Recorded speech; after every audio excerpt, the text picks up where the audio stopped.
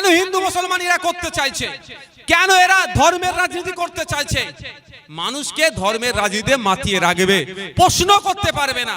কিন্তু যারা ধর্মের রাজনীতি করছেন, যারা ধর্মের আফিম খেয়ে নিচ্ছেন, তাদের উদ্দেশ্যে আমার বার্তা, যদি জনসংখ্যার অনুপাতে দেখি 100 মানুষ যদি ক্ষুধার্ত থাকে, 14টা মুসলমান ক্ষুধার্ত, 86টা কিন্তু মোদিজি যাকে রক্ষা করার জন্য এসেছিল, মোদিজি নাকি বাঁচাতে এসেছিল, তাদেরকে ক্ষুধার্ত রাখছে এই মোদিজির আমলে।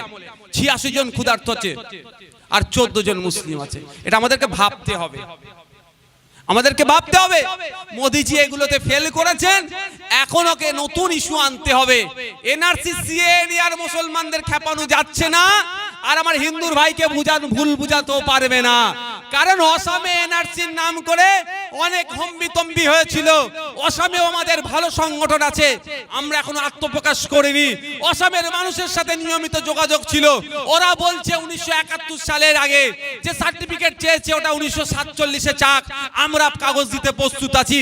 বরঞ্চ এনআরসি করে আমাদেরকে বিগত দিনে বাংলাদেশি বলে তকমা দিত। এনআরসিতে কাগজ জমা দেওয়ার পরে আমরা প্রকৃত ভারতীয়। যারা ভালো লেগে থাকে লাইক, সাবস্ক্রাইব আর কমেন্ট করতে ভুলবেন না।